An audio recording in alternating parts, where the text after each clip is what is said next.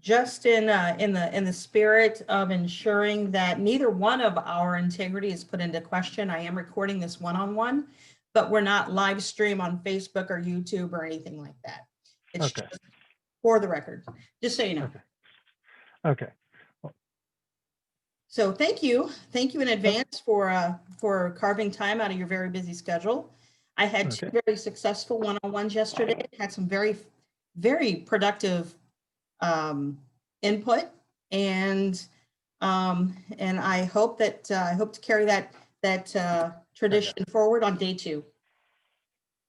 So, okay. So what I'd like to do is I'd like to first start, because I think it will help. I think it will help define the constructs in which you provide your feedback to me. Is I'd like to first start with the Area Commission Technology Enhancement Program application, and we can launch from that point forward. Do you have a copy of that application? I don't. Okay. If you did send it to me, I neglected to. Well, it's okay. It's actually in that original email that I sent to you as a PDF attachment. If you don't have it, I can definitely forward it to you right now.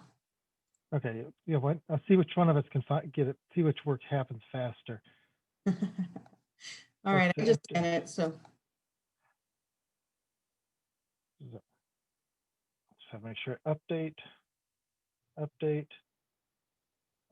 Come on, you can do it. My phone doesn't automatically up. I have to have my phone set so it doesn't always automatically tell me immediately when something shows up. It makes it easier to get other stuff done. There we go. Okay. Did you get it? Yes. Oh, fantastic. Fantastic. Because I think just merely having this up will kind of give us a good manner in which to carry this input forward. So I know that, here's what let me start with what I already know that you do. And that's because we have to do this. We have to notify neighboring residents of garage demos, any type of variance request. Actually, we don't do the garage demos. There is no notification. Oh, I'm sorry. No, that's just us. And then, okay. All right. So garage demos are not, but any kind of zoning request? Yes, any zoning, yes. Yes, okay. Any zoning. Yeah, any request for variance. The one thing I've done with the demos, and I believe hopefully I haven't neglected to do it, but even when we get the garage demos, I try to publicly announce them at the next meeting, so at least there's some notice of what happened. Right. And usually, I mean, by that time, they already have a preliminary working site plan. But, even at the point of garage demo, they can still change their site plan. So there's nothing subject to our purview about future development at that time. So. Well, it's just so that people, it's basically, I don't like the idea of us doing something that no one sees. Yeah. And that's largely in part why we exist as an area commission is that we are that conduit of information and we have to share it. And that's, it's always astonishing when people call me or email me and they say, what's up with the corner of such and such? And I'm like, wow, this has been like in the news and written about and communicated about for 18 months. So even with all the communication that we do, all the communique that is out there, people still do seem to be surprised from time to time. Okay, so so the description of that tech enhancement grant is to assist the area commissions in their ability to communicate with and engage residents by leveraging new technology to help area commissions hold efficient and effective meetings, and to promote the use of social media, websites, and other forms of electronic communication as tools for organizing and engagement. So, and I think that you're fully aware of what we're already doing with Commissioner Weatherholt's development of the Tech and PR Committee. And I think that was it done in 2015, Stephen, when that started to kind of take hold? Somewhere around in there, yeah. And so, and I know that Chair Holbert has really stepped up his game and working in concert with me to try to, make sure to engage the community on these other levels, since there's no longer any in-person meetings. And that's been a challenge, and he's really worked very hard to do that. And I mean, it hasn't gone flawlessly for him, but the effort is there, and it has taken a lot of his time. So, it's we can always improve. And along those lines of seeking improved ways to communicate with the community, how do you see some of the equipment being offered on the third page? Is that the third page or second page? Third page. On page 3, there's a grid of items. How do you see those items being beneficial? I could see a computer or laptop being beneficial to have it as the zoning chair one to go from chair to chair, simply because that means I could create folders for all the documents so that the next zoning chair would have a complete history of what's going on. Like, for instance, this time we're hearing a variance that we did last year. And so I was able to include the links to, I guess I had them in MailChimp, so it was a little easier, but they will like link to what we did previously, the previous minutes, the previous application, so everyone could see. I could see that being helpful just as a document retention idea. We could probably do that in the web too, in the cloud, but that means but the information on the CAC's page is distributed by date, and it's maybe not as easy as the zoning chair. If I just want to find what happened at a certain address, I could do that much more. If I properly labeled the files, I could find the stuff much more easily. But again, also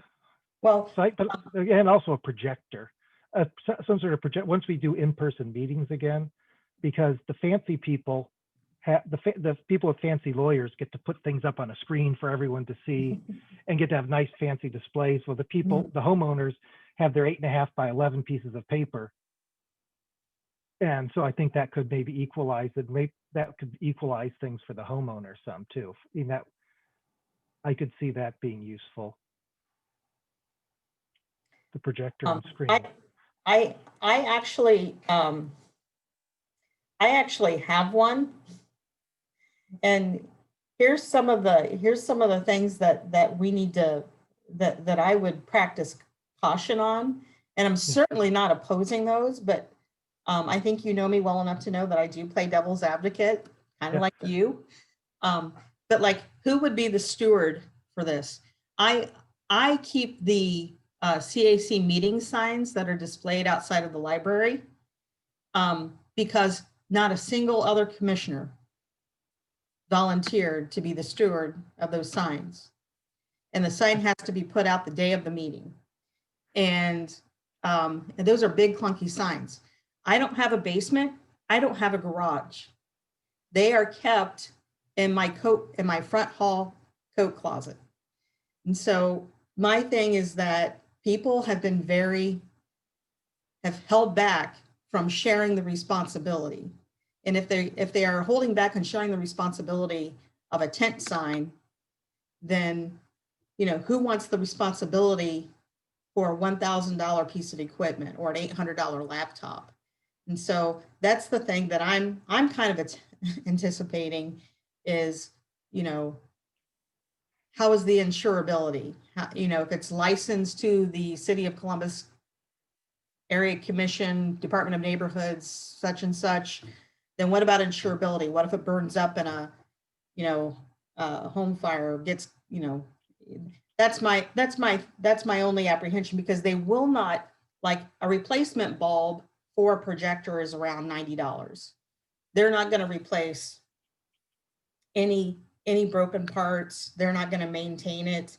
They're only funding the initial purchase of this. So well, I think I think it would probably have to be the zoning chair who keeps it, because when you meet at the library, you have one there. yeah, And with the idea that if any other committee chair asked for it, it would be my job or the zoning chair's job to get it to that person, like the election committee. so you would step up and volunteer if given the opportunity? Yeah, yes, I think so. Yes, because that would help. Okay. All right. Because I think that's what it have to be, because otherwise I'm the one who would use it the most, and then I'd have to keep driving over to whoever house had it time after time. And I think it should go to whoever ends up using it the most. And if somehow that becomes planning and development, then I would say planning and development chair should keep it, and I should have to go get it from him if I need it. That's where I think it should go to whoever is using it the most. Okay. And is willing to take it. But Okay. I can see that being very helpful. I could see that being for lots of committees, being able to use that for their meetings, just being able to Oh, yeah. throw stuff up, because that way everyone could be on the same page instead of actually everyone having their own 8.5 by 11. And it's, if you think about it, it's paper friendly. How expensive copies are. Yeah. And, For a laser pointer. yeah. So, okay. All right. Well, I'll take all that under advisement. Now, with that, do you see that we would also need a portable projector screen? I try to think whether we would need that. Most places there's a wall of some sort, but not always. So I think you're right. I think it would make sense to have, because if we can get one, it would make sense, because that way all of a sudden you don't find out that you have this projector and nothing to project it onto. Mm-hmm. Because we can't guarantee that the church isn't going to put even if they have a clean wall now, who knows, they might actually decide to use one of their walls for classroom displays. But no, so yeah, if they would maybe that's the way to put it, is tell them we want both, and both or neither, because it's the project. I could see wanting. I would have that chat with ask other people what they think about both or neither, whether they think a projector without a screen would be useful. I would be concerned that, like, if we go in the sanctuary, is there some place to put it? Or we have to go from room to room based on where the church can put us. And God, I hope we're going to be going from room to room sometime next year. Yeah. Well, let me ask you this. I mean, because we've been pretty amendable. We've had to work, like, I think about when Libby chaired the commission, she had the special, it wasn't a special meeting, but she committed almost an entire CAC meeting to the discussion of rain gardens. And we had that in the Clintonville Women's Club. Oh, I remember that. Okay. Do you remember that? Yeah. That was my first CAC meeting as a chair. Oh yeah, I did. I remember I had a zoning report during that. Yeah. I had to do a regular zoning report. And so we were sitting up on that stage, and Leslie Westerfelt was standing up at the podium and at the lectern, and people got, people were standing up. It was, some people brought their torches, it was. I think I told you what I put in my Twitter bio from all that. What? Someone on the Clintonville and Facebook page, and it's still there because it's a public page, seriously and without sarcasm, accused me of being on the payroll of the rain garden interest. Oh, really? Yeah. Which is I think that's one of those insults that's so good that you have to. I just had to put. Yeah, I remember when somebody, is off topic, but somebody on the CDF mentioned that Randy Ketchum, a retired PR professional serving in a voluntary capacity on the Clintonville Area Commission, was accused of being in the pockets of the developers of the Graceland Flats. Yeah. Everyone thinks what? Well, so many people think that the only reason, actually, that's one thing I've been trying to, deal with, one reason why I'd be somewhat concerned with the commission taking over, picking the members of the zoning committee directly is I've been the one kind of person I'm I've been. sorry, Chair Hardwick, we need to stop that conversation. Oh yeah, I see. But anyway, no, I see what you're saying. But I don't. I want people who can talk non-conspiratorially. How about that? Let's go on. Who can disagree with me non-conspiratorially. I like people disagreeing with me. I don't like people accusing people of being dishonest just because they disagree. Yeah. Anyway, since this was recorded, I wanted to add that and make sure that was clear. Okay. Okay.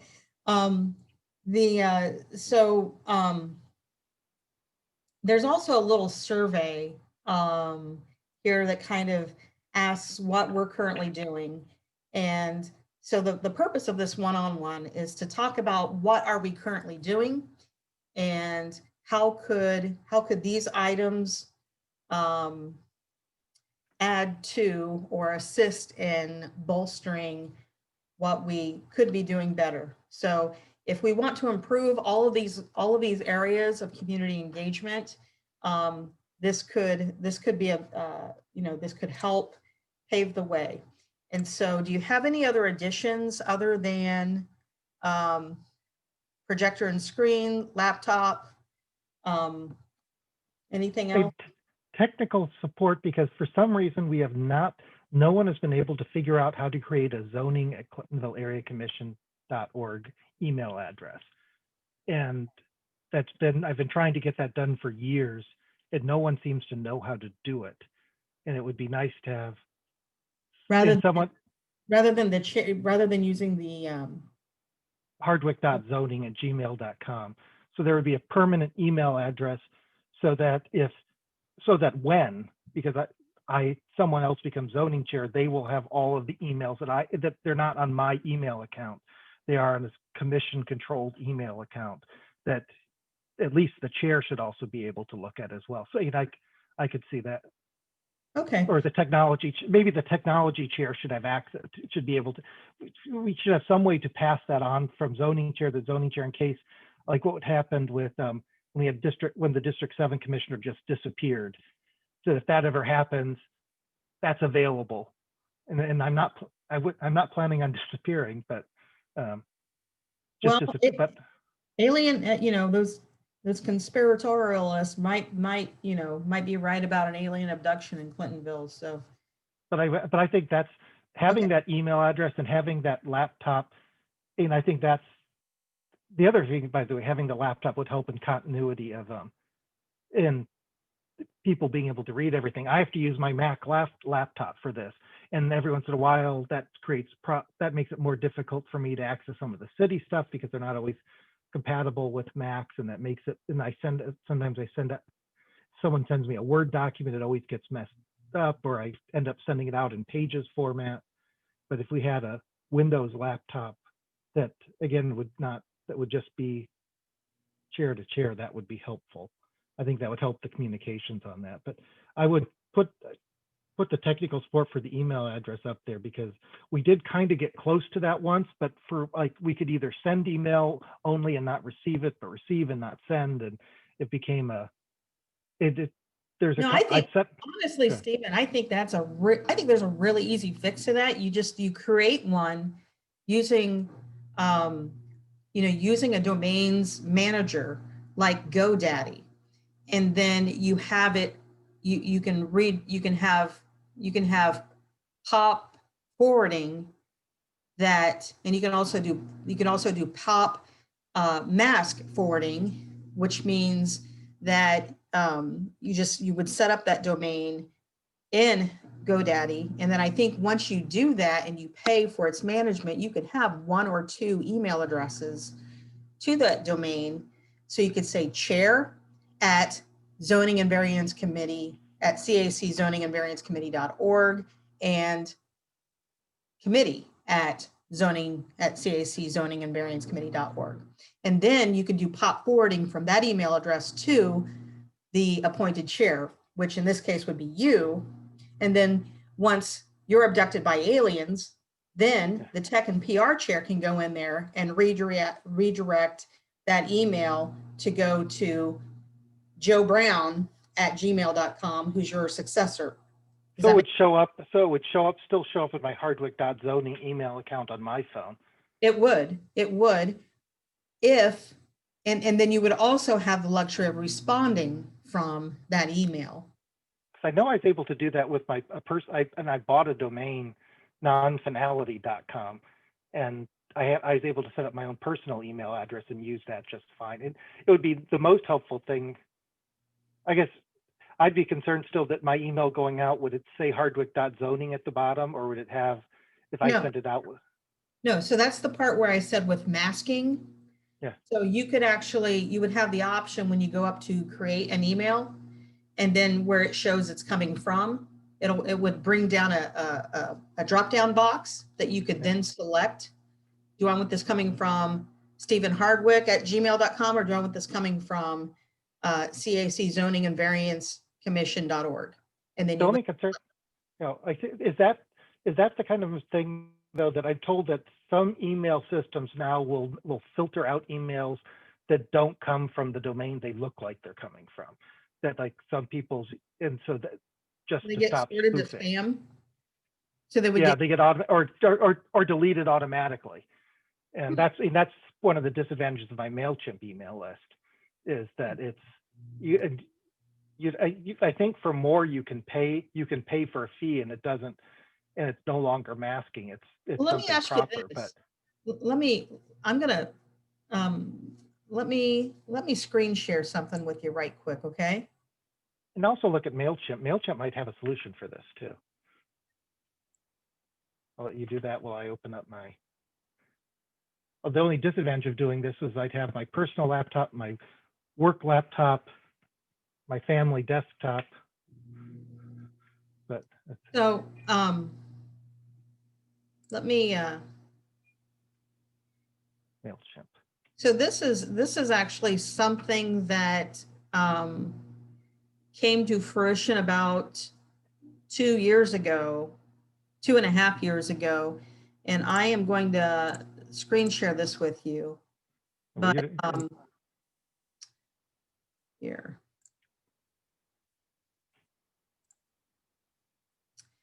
So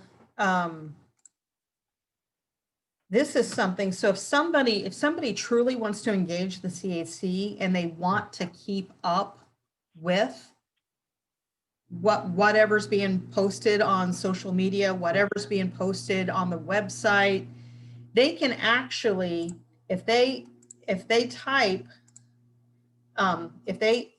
this box right here was added at the suggestion of my wife, Kari, when she was an active member of the election committee 2 years ago. And when they were trying to generate enthusiasm and create a buzz and some excitement about the upcoming election, she recommended to our website administrator that there be something on the homepage that says, if you want to receive alerts, if you want to receive updates from the CAC, there should be an option to do that. And within 24 hours of her suggesting that, Judy Minister at that time reached out to our website administrator, Ellie Knowles, and created this little thing here. So anybody who wants updates or who wants to stay in the know can go in here and type, their email address and keep abreast. Now, if what we could do is I think maybe what we ought to do is broaden this concept and be able to maybe create if we take that initial concept and we broaden that and make that available to anybody who's interested in there would be a lot of people who are interested in the applications coming through the Zoning and Variance Committee. Maybe there's a way that we can set up something like that on the website page under committees that says, to follow zoning and variance issues or applications, you know, please enroll here. And then that way the website is a central point of contact. Yeah. There is no transition between users or, you know, anything like that. There's one point of contact. It's like when somebody clicks the email here, email the commission here, it goes to Clintonville commissioners at clintonvilleareacommission.org. So, you know, I think if we're able to, you know, by a little bit of creativity and a little bit of effort and a little bit of expenditures to our website administrator, who is dirt cheap, I think we ought to be able to create a sign up for alerts here. So, you know, and that could very easily, if we could do this, if we could centralize that and really bolster our website with that information, then we could do one mailing and maybe include that. And when I recommended to Commissioner Minister that we revise and update our welcome letter, what I wanted to include is I wanted to include things like, what does the CAC Zoning and Variance Committee do? What does the CAC Planning and Development Committee do? What does the what does the Clintonville Neighborhood Green Spot do?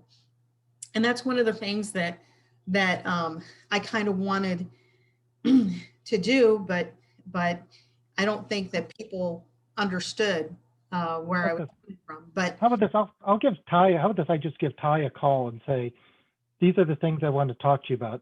How to best make a standard zoning email address work, and how to take notices off of my more or less personal MailChimp account, although it's everything in there's public record. How to transfer that to there, because again, despite what seemed like some might have suggested at the meeting, I'm trying to make every zoning chair should try to make themselves dispensable. yeah, And if it's no longer on my system, then that makes it easier for you to switch. Because I remember switching from Dana, and she had everything on her, whatever her email address. It's not like I didn't ask her for it, so she wasn't hiding it, but everything she had was on hers, and I had to start from scratch. well, and I don't think the next zoning chair should have to do that. and I think what that also does is it helps create a succession plan for new commissioners and new chairs. I didn't get any email list. I didn't get a contact list. I didn't get an email list. I was not handed the baton per se.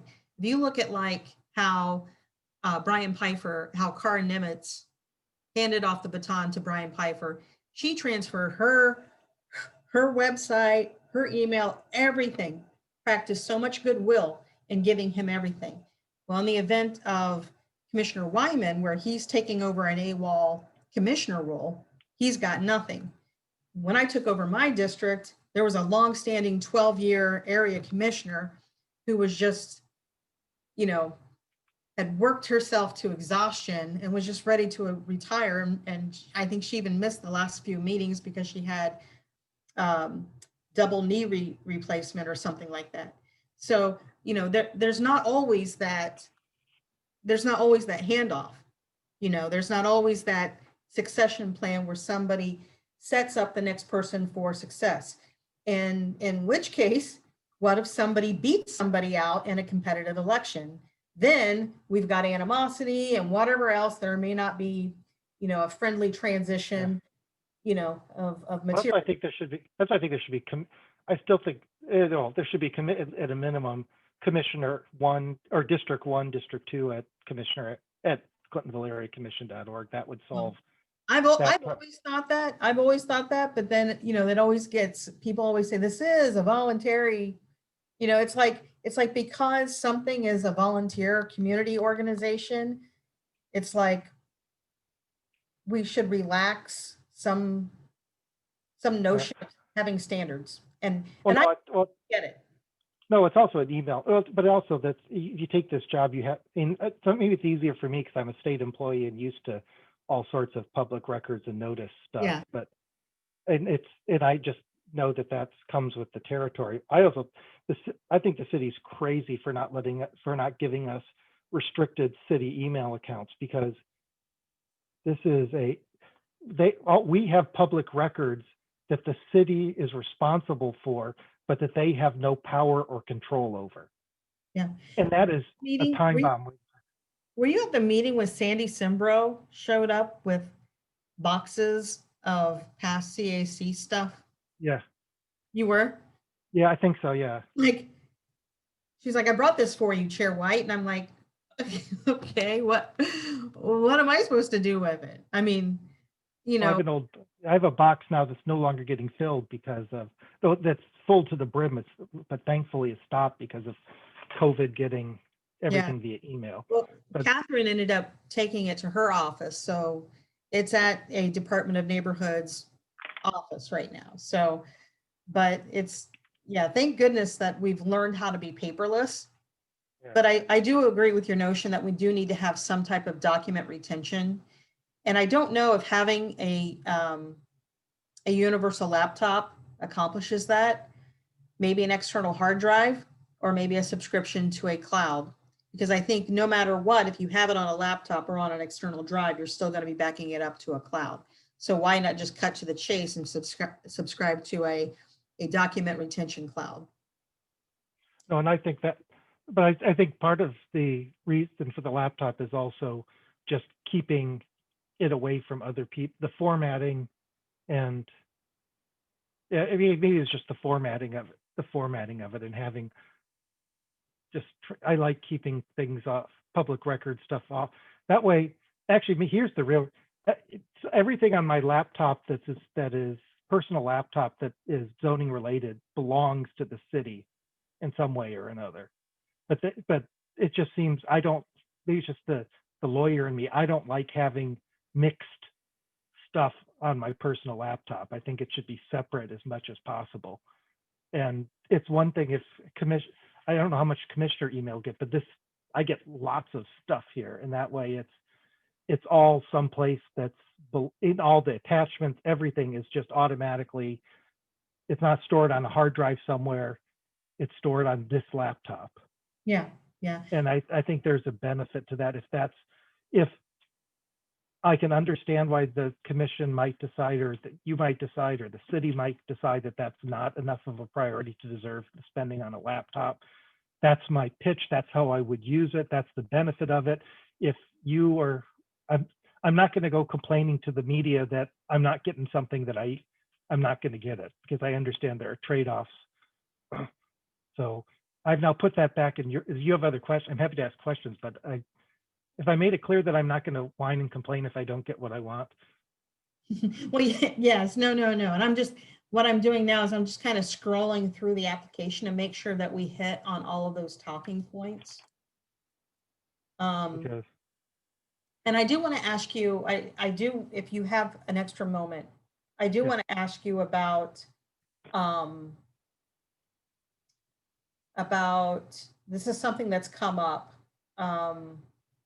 in my other one-on-ones. Yep. So generally speaking, for item number 2 in the body of the email, for reasons related to building the commission toolkit, I don't think enough people use 311. I think people either complain without having it fall on a responsible ear, or complain to the wrong person. And, you know, I've always been, even when I was in financial services and banking prior to getting into real estate, there's always an accounting trail. There's always a paper trail. And what gets tracked gets accounted for. What gets tracked gets done. Okay. And 311 is actually, I think, very underutilized. And I think what we need to do is we need to be able to post, to be able to cross-post things on how to use the 311 system and why it's important that people do that, and make believers out of non-believers. I think we also need to post on the CAC website, the citizen portal, because I think if we're able to list how to access the citizen portal, that's one more pipeline that we can create So that kind of, it doesn't eliminate Yeah. more need for correspondence, but it gives you a safety net so that people can say, I visited the CAC website and I found this application for such and such Dunedin Road. And people have that one more pipeline, that one more go-to source.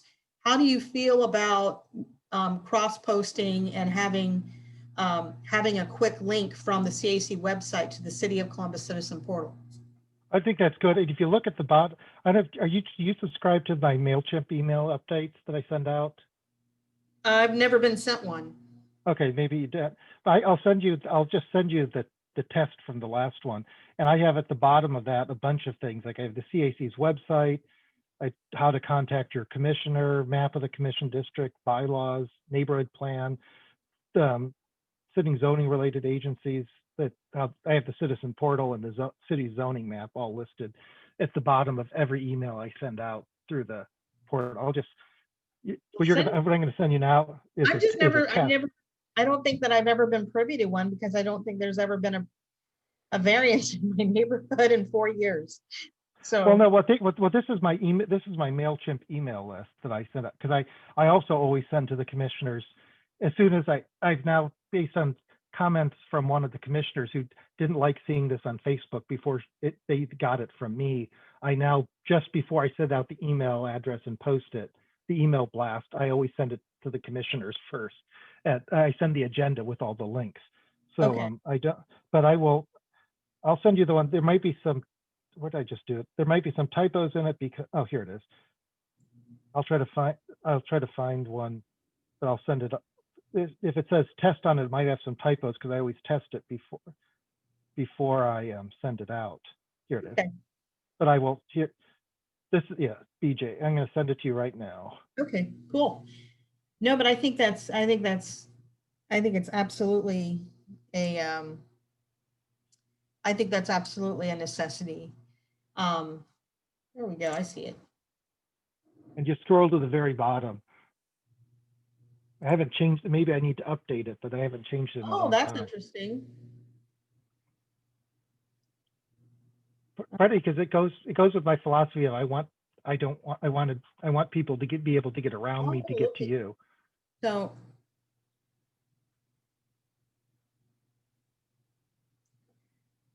is MailChimp free? Yes, it is. Yes, it is. But you have to, if you want, they do have a higher level service that you can pay for. That's really cool. I like what you've done here. I just don't think that I've ever been on the receiving end of this, because you send me PDF attachments. You don't send me. So no, yeah, this is my public, this is my, anyone in the world who wants to be on this email list you send me an email address, I will send it to it as long as they don't unsubscribe from it. They can keep getting.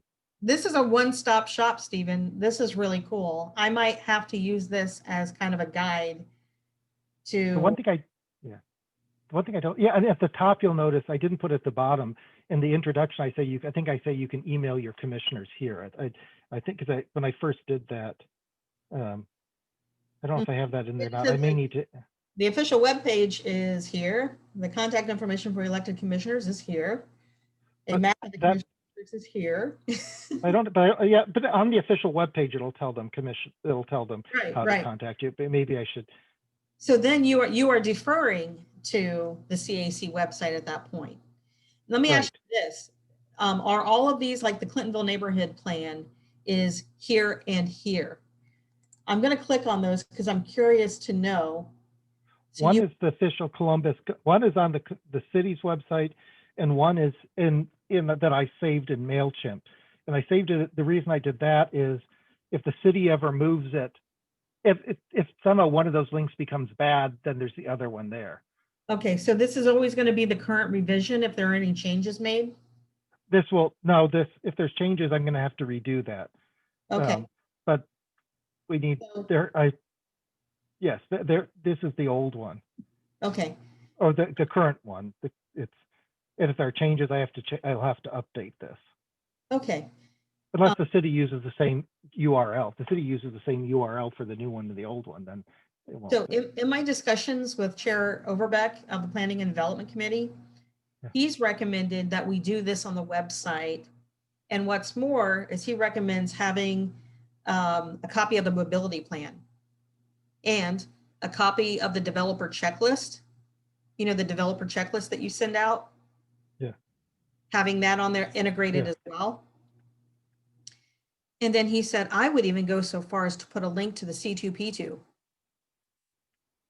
And I think I sometimes when something is new in the top part of the email address, like if something is new from the city, I often put zoning news up there. Like I think I did put C2P2 up there at the top. I just didn't include it at the bottom of everyone. That's kind of, if something is new and important, I try to stick it at the top, but I also try not to load this down with too much stuff, because the purpose is to inform people about zoning matters. And if you're entering people's email boxes, I try to respect what I told them I'm sending them. Well, I think that it's strategically placed at the bottom of the email so that people do want to find out more. But I love that you have the citizen portal there. But you know, I do think that we do need to raise awareness, and maybe we can start, you know, from within. Maybe we can start with how do we correspond, and maybe make these links readily available on the CAC homepage. So yeah, that's good. Oh, by the way, here's also one, going back to the laptop, one reason why it might be good to have one, if we get the projector as well, is you can set up the laptop so that we're sure it works with the projector. Whereas if I have a Mac, if I bring my own personal one up, it's not, if we have a set that we know works. And I guess in a clutch, if Andrew needed to use the laptop and I could part with it for the night, I could give him the laptop too. But that's just one thought on that. Go ahead. I know that we did run into a couple of snafus when Libby was chair. She's a Mac user, and a lot of the presenters, you know, the attorneys or the architects or the developers would be using Windows-based applications, and sometimes there were snags, and I've had to offer up my computer. So I think that probably brings relevance to that ask, because I think that there are, you know, it's another discussion that came up in the other two one-on-ones that I've had so far to date, is that there just needs to be a more streamlined process, you know, for the format in which information is being shared. There needs to be, you know, a little bit more better alignment. Yes. Okay, anything else that you'd like to take this time in the one-on-one to discuss the application, or anything else in the context of my email? Trying to think what other and you could tell people that I do use a personal Facebook. I have a personal Facebook page, but I also have a public figure or community Facebook page I use. Okay. But I use that for both zoning, and when I was on education committees, I would post stuff there too. But I don't, every time I put something there, I put on the Clintonville discussion forum as well. If it's a Clintonville area, I share it there. Okay. I don't know if that's something also commissioners may want to know that they can do. If they create the website, the CDC Facebook page, at least the main one, the traditional one, I asked them, and I now have two ways to access it, one my personal one and one the public one. And that way I could separate public from private. That way I can post my own stuff. But if I want to post something official, I post it from my community page. Okay. That way there's nothing, there's never anything hidden. Yeah. Because Facebook hides stuff from people who aren't members, who aren't joined. Right. So if you make it public, which, you know, I have a commissioner Facebook page, and I do a lot of just sharing. I very rarely do I make posts outside of just sharing what's, you know, been shared on the CAC Facebook page, but, you know, for example, I'm having a community meeting this Thursday via Zoom. And, you know, that's a post that I would make outside of just sharing from the CAC website. But Yeah, I think that's a good wrap up. oh, well, there's one more piece of equipment that might be, two more pieces of equipment that might be useful Okay. once we get back to public meetings, physical meetings, is if we want to keep doing Zoom or letting people look at it remotely, we might want to look at getting a real webcam and a real microphone, a set of microphones that people can use. I don't know if you want a set of microphones or one microphone. I don't know how the best way of doing that would be, because you don't want people to depend on the chair's phone as being the broadcast mechanism. But that's just something to think about. How are we going to broadcast the meetings if we're going to keep doing that? It would just take a Wi-Fi. It would just take a mobile hotspot or Wi-Fi, right? Right. You need Wi-Fi, but you also would need some sort of webcam and microphone. And unless you want, and it'd probably be best not to depend on someone's phone, because there actually have been times during the meetings I've needed to use my phone, like to call up an applicant who hasn't shown up and find out what's going on with them. I've done that I've had to do that a couple of times during zoning meetings, saying, "Where are you?" So if we have a webcam that could be used, that could be traded around for public meetings, that might be something that's something to at least think about doing. Okay. And webcams aren't that expensive these days, but No, microphones. they're not. They're not. So. I don't know what the microphones would be, what the best way to do I'm not a sound engineer, so I don't know what the best way whether you could just put one microphone in there and it would capture everything, or whether you'd have to all the commissioners would have to wear little remote microphones, and then you have to worry about batteries and all that stuff. But that's just something to put on your radar. That's not on this list, but if we have money to spend, that might be a good thing to spend it on, because it's good to have this public access, that people don't have to show up at the meetings. So there's actually research out there now talking about what kind of what demographic shows up at meetings and what doesn't. So if you base your decisions based on who shows up at the meetings, you're not truly representing the community, because it's wealthy homeowners who show up more than anyone else, especially retired homeowners. I believe it's retired. But that cuts out a lot of people who can't show up, who don't show up, who have a hard time showing up. And if we can expand that, we can better represent the community. And it's out of it's a university. It's either Boston College or Boston University, or there is research on that though in the past few years. Okay.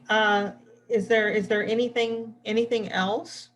No, I think that's it. Unless you, I will talk to Ty about an email address and a zoning variance email address and notices, and seeing if we can move my MailChimp email list to something through the CAC so that it is done. So it is. Yeah. That would be more of a website administration thing, not a tech and PR committee. So Ty would most literally just pass you on to Ellie. So okay. Well, I don't think I should go to Ellie except through him though. I don't think that way it's. Yeah. I'm going to do I'm going to do an email to Ty and copy Ellie. Yeah. And you. And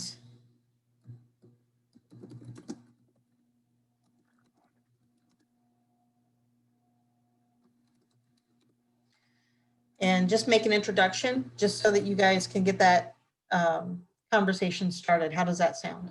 That sounds good. Thank you. That'll help. You're welcome. You're welcome. Anything else, Stephen? Nope, that's it. Thank you for setting these up. Oh, did you find that helpful and beneficial? Yes, I did. I think it's good to talk about these things, and especially if we're going to propose to the city spending lots of money, it's good to make sure that it is spent wisely and in a way that will be useful. So. Yeah. Okay, well, if there's ever anything else I can do, feel free to call me or email me. And I certainly appreciate your service, and I really appreciate you mostly carving out time for this conversation. I think it was time well invested.